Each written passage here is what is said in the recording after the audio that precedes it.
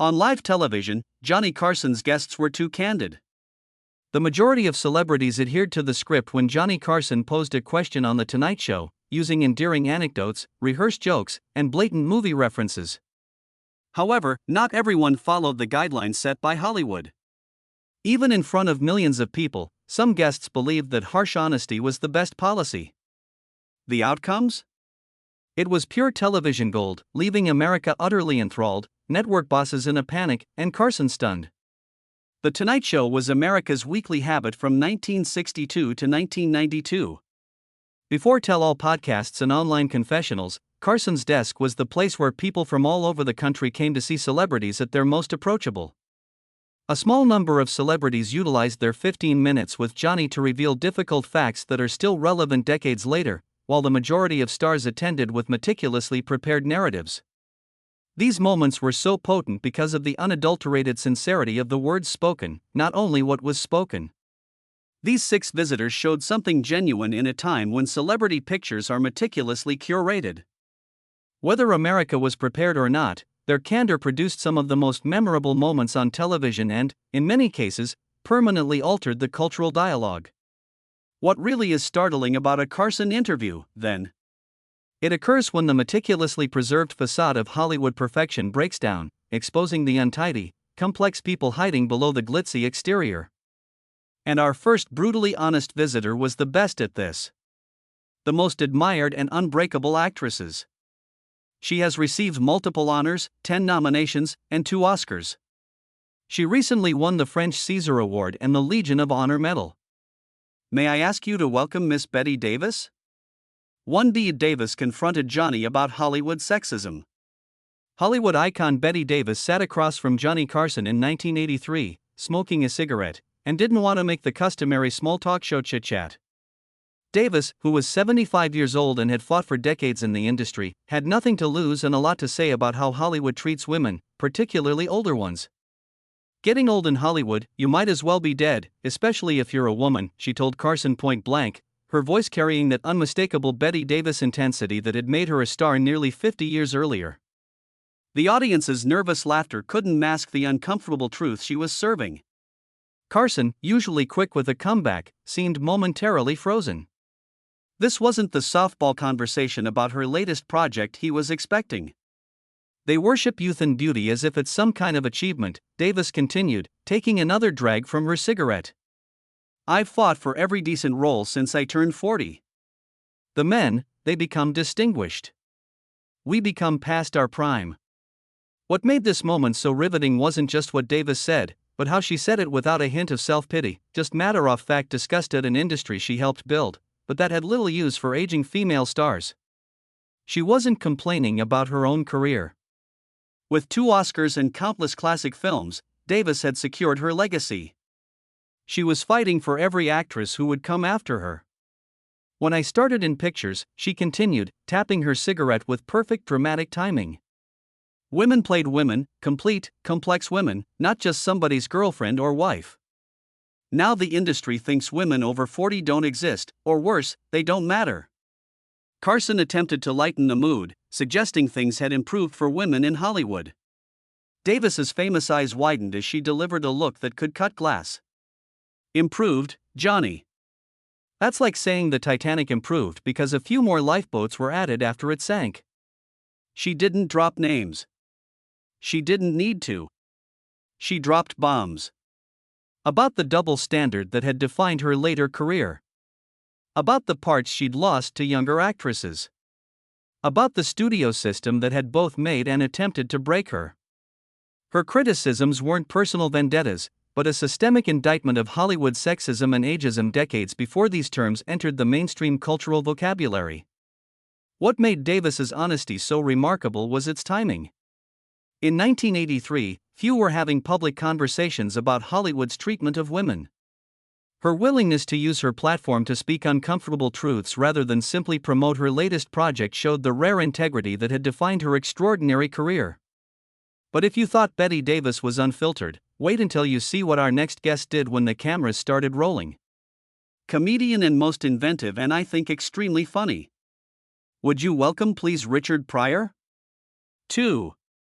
Richard Pryor talked about drugs, racism, and mental breakdowns. Richard Pryor's 1980 appearance came shortly after his near-fatal accident where he set himself on fire while freebasing cocaine.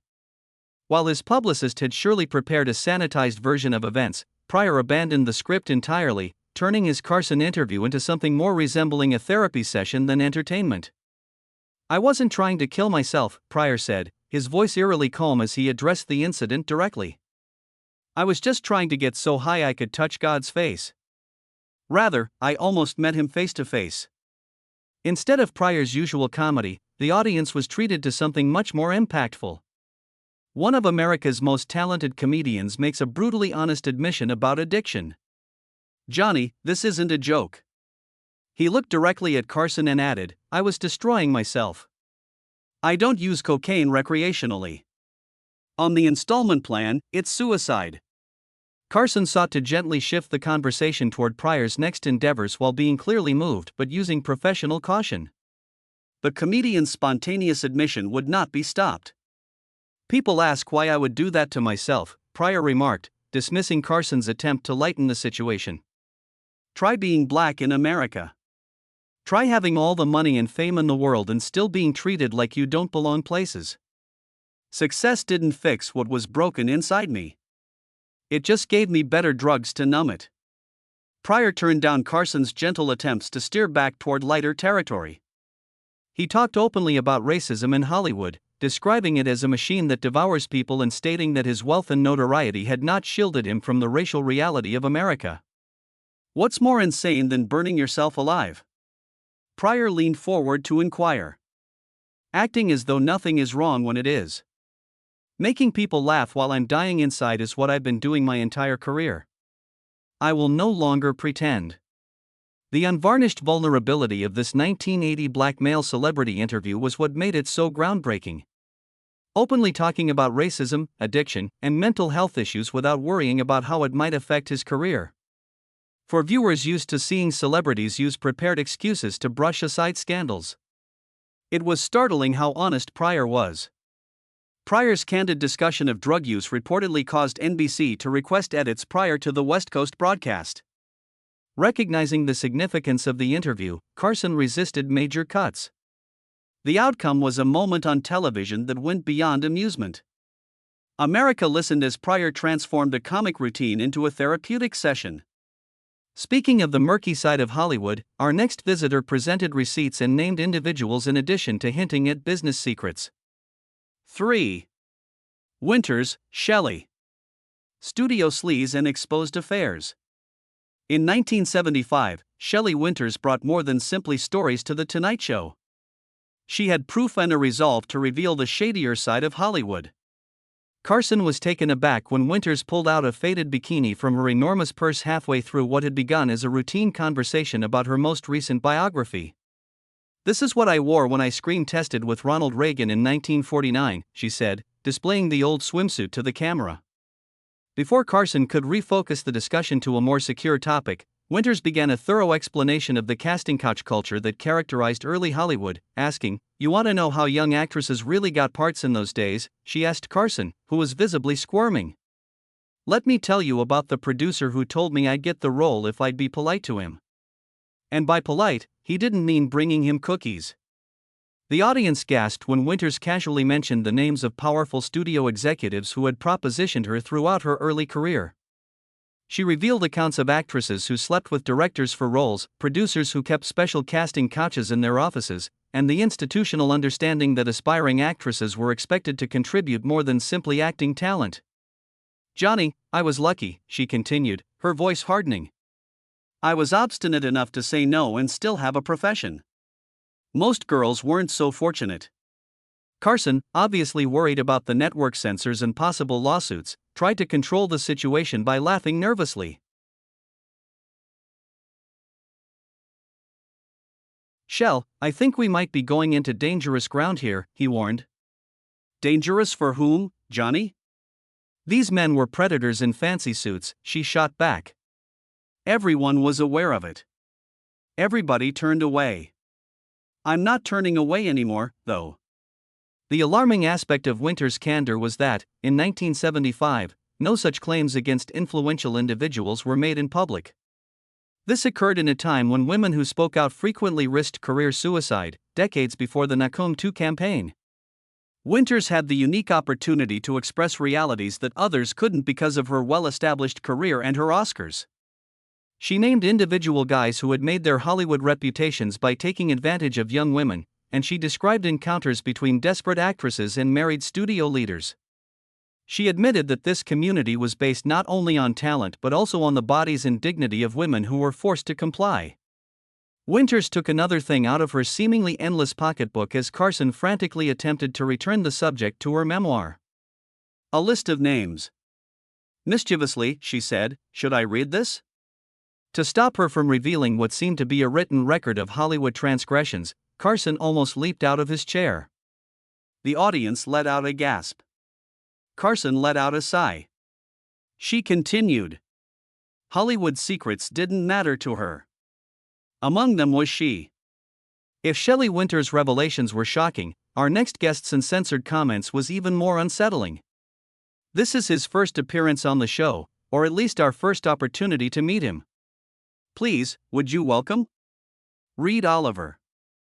4. Oliver Reed ranted about how much he detested Hollywood when intoxicated. The producers realized they were in trouble when Oliver Reed strolled into the 1987 set of The Tonight Show. The well-known British actor was obviously drunk and not in the mood for the usual banter of a talk show. Network executives would want to forget the 7 minutes of television that followed, but viewers would never forget it. Reed ignored Carson's attempts to talk about his most recent movie and slurred, "You know what's wrong with Hollywood, Johnny? Cowards are in charge of it. Complete cowards who wouldn't recognize authentic acting if it were thrown in their face." As Reed continued his insane criticism, the audience's awkward laughter soon subsided. In an effort to salvage the interview, Carson, ever the professional, brought up Reed's outstanding performance in Oliver and the Three Musketeers. Reed waved his hand, almost toppling his water glass, dismissing the comment. "Decades ago," he hissed, "were those movies. Do you know why you are unable to bring up any recent events? Because everything is trash today. Pure trash produced by accountants posing as artists." Reed's British accent thickened as the interview went on, and he became more combative. Declaring, "These directors today, they're all prostitutes," he sloshed his drink perilously near Carson's desk. The studios only want nonsense that sells popcorn to fools, so they sell out their vision for anything they want. Carson made a heroic attempt to change the topic by inquiring about Reed's experiences working with particular directors. Reed's inebriated criticism only had more targets as a result. "You brought up Ridley Scott," Reed went on, mentioning the well-known filmmaker. "Yes, he is a talented man, but he is now a slave to the system, isn't he? Eventually, they all end up as slaves. It's too good to refuse the money." Reed's obvious inebriation wasn't the only thing that made his tirade uncomfortable, there was also some truth to his criticisms. Even if they were embarrassed by his delivery style, many domestic viewers probably agreed with his assessment of Hollywood's deteriorating creative worth. His wild chuckle sent shivers down the network censors. "Acting is garbage unless you do it drunk or naked, preferably both," he declared. "At least when you're drunk, you're honest. There's precious little honesty in this business." Carson broke to commercial early, and Reed almost knocked over a prop on set, ending the interview abruptly. Carson made a quick, tactful remark about artistic temperaments as he walked Reed off stage when the show resumed. Reed was unsurprisingly never invited back. Bridges weren't burned by him. He destroyed the set. However, his inebriated outburst against Hollywood commercialism has since become legendary. An uncommon instance where the courteous exterior of celebrity interviews totally broke down. Even though Reed's inebriated outburst might be difficult to beat, our next Hollywood icon produced equally awful television despite abstaining from alcohol. 5. Burt Reynolds acknowledged that he detested some of his co-stars. In 1976, when he was at the top of his game, Burt Reynolds was a Hollywood star. The endearing box office king with a mustache who appeared to get along with everyone. His movies brought in millions of dollars. He became a talk show favorite due to his easygoing southern charm and tabloid-filled romantic life. Because of this, his shockingly honest Carson performance left people all over America speechless.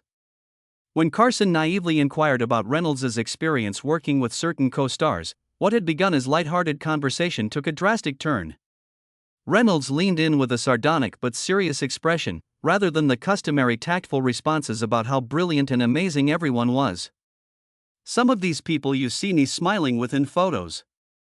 I'd love to punch them in the throat," Reynolds admitted. Uncertain if he was kidding, the audience laughed tensely. His eyes conveyed a different message than the smile on his face, which suggested amusement. Sensing trouble, Carson attempted to shift the topic, but Reynolds was only getting started. He said, "I won't name names," then contradicted himself right away. "However, let's just say that there is a certain blonde actress that treats the crew like trash and is unable to recall her lines." As the audience mentally reenacted Reynolds' most recent leading lady, they all gasped. Reynolds went on, apparently taking pleasure in the misery he was causing. "Additionally, I collaborated with a filmmaker last year who is the biggest scammer in the industry. He could not compose a shot if his life depended on it, despite Harvard education's constant discussion of cinema theory." Full hack. Reynolds was cautious not to mention specific names, but his descriptions were detailed enough for industry insiders to know exactly who he was referring to.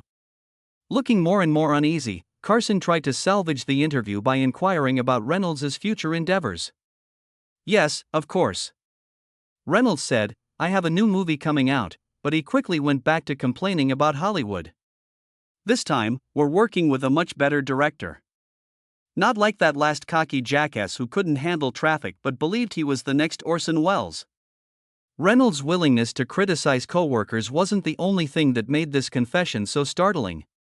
It was his upbeat attitude as he did it. He was being casually honest about the fakery he saw in Hollywood without coming across as resentful or furious. "Johnny, you know what makes me crazy?" Ignoring Carson's attempts to shift the topic, he went on. "Prominent actors who, in interviews, discuss their work and methods. It's not brain surgery, it's acting. Aim to avoid running into the furniture, learn your lines, and strike your target. All of this methodological gibberish is only a pretext for being challenging on set." Carson tried to change course as Reynolds kept making barely disguised allusions about challenging directors and entitled co-stars, but the damage was already done. Hollywood's golden rule had just been broken by the usually friendly actor. Never disparage your co-workers in public. What made this confession so unexpected was that Reynolds didn't seem bitter. He was almost joyful about his scorn for these anonymous co-workers. It was funny until it was uncomfortably close to real. His discoveries drew back the curtain on the contrived friendliness of Hollywood, where actors who secretly disliked each other pretended to be best friends for publicity. But even Reynolds' candor pales in compared to our final speaker, who turned stark honesty into an art form. "Don't compare me with Miss Hems. She owes 60 million Americans. That's 6. On air, Zaza Gabor referred to herself as a gold digger. When Hungarian-born socialite and actress Zia Gabor made her 1983 appearance on The Tonight Show, she arrived dripping in diamonds and carrying a flute of champagne despite network restrictions barring drinking on set. At 66 and in her 8th marriage, Gabor had developed a meticulously constructed persona of extravagance and glitz. However, she unexpectedly leaned into her infamous reputation rather than defending it. "I never hated any of my husbands," she said nonchalantly as she sipped her illegal champagne in front of a clearly astonished Carson. The audience burst in horrified laughter as Carson attempted to ascertain whether Gabor was kidding when he said, "Some of them just had more money than love." She wasn't.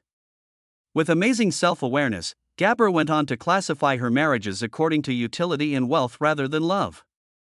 "I admit it, darling, marriage is too important to be left to love alone," she said Carson. "Comfort, not passion, was the reason I married." "Is it really that bad?" Carson, trying to give Gabor an opportunity to soften her admission, suggested that surely some of her marriages were based on love. Gabor's response left him speechless. "Of course there was love, Johnny," she replied with a dismissive wave of her diamond-covered hand. "I love their houses, their jets, their bank accounts." When the audience gasped, she added with perfect comedic timing, "And occasionally, I even loved them." What made Gabber's honesty so refreshing was her complete lack of shame. While other celebrities carefully denied any materialistic motivations, Gabber embraced her reputation with a wink and a smile. When Carson asked if she was worried about public perception, she delivered the knockout line, "Diamonds last longer than applause, darling." As the interview continued, Gabber offered a surprising philosophical defense of her approach to marriage. "In America, you have this romantic notion that marriage must be about passion." She explained, "In Europe, marriage has always been a practical arrangement." She explained how she had taught her rich husbands to respect her demands for luxury, saying, "Men are like children, and that they want clear rules. I'm just honest about it, while American women pretend otherwise. Mine were easy. In exchange for enduring you, I expect jewelry." She was only inspired to make more admissions by the audience's startled laughing. Gabber's frank evaluation of her own attractiveness was perhaps the most startling. Contrary to her well-maintained image, she acknowledged that she was never the most attractive lady in the room. "However, I was always the most fascinating person." While beauty fades, the ability to make a guy feel important and make him pay for the privilege is a skill that never goes out of style. Carson appeared astonished. She took a sip of champagne. She didn't care who was looking because she owned it. These 6 guests symbolize more than just startling times in television history when honesty revolutionized the medium. They serve as significant turning points when the meticulously crafted facade of celebrity culture briefly broke, giving viewers a taste of something real in an increasingly staged environment. For the guests, the stakes were enormous. These candid moments jeopardized future employment prospects in a field that prioritizes marketable, amiable personalities over genuineness. They posed a danger to Carson's cozy formula that had established him as a television icon. In a time when television was meant to be safe, regulated entertainment, networks saw them as dangerous unpredictability. It's amazing how these violent outbursts contrast sharply with the elaborately staged superstar appearances of today. These days, publicists linger just off camera, guests arrive with pre-approved anecdotes, and media training. The procedure of interviewing celebrities has essentially eliminated the prospect of true surprise, whether it be uncomfortable or revolting. These Carson moments take us back to a period when genuine human expression, rather than well-planned theatrics, could still shock viewers. Truth above image control was a decision made by each of these visitors in their own unique way. Authenticity over professional safety, substance over style. During these interviews, the conflict between genuine expression and the demands of the entertainment industry peaked. As viewers, we were unable to turn away. Not only because of the controversy, but also because it was a unique chance to observe celebrities for who they truly were, flaws and all. Why are these moments still important? What's most amazing is how these moments of raw honesty, which were at first viewed as scandalous, have evolved into something that almost like heroism. Rather than being resentful, Bette Davis's criticisms of sexism and ageism now sound prophetic. Richard Pryor's candid talk about addiction contributed to the destigmatization of mental health discussions. The #Mutto movement came decades after Shelley Winter's exposés of predatory behavior. Even the more contentious scenes, Reed's inebriated tirades, Reynolds' criticism of his co-workers, and Gayor's materialistic marriage philosophy, offered something that television seldom did: unvarnished celebrity truth. These Carson guests serve as a reminder of a period when celebrities might still wow us with their candor in an era of tightly regulated media access and carefully constructed public personas. For better or worse, Johnny Carson should take some of the credit for fostering the conditions that allowed for such a death. Carson's Tonight Show retained an element of spontaneity that allowed for these incredible moments of truth, in contrast to many contemporary talk shows when questions are frequently pre-approved and themes are restricted.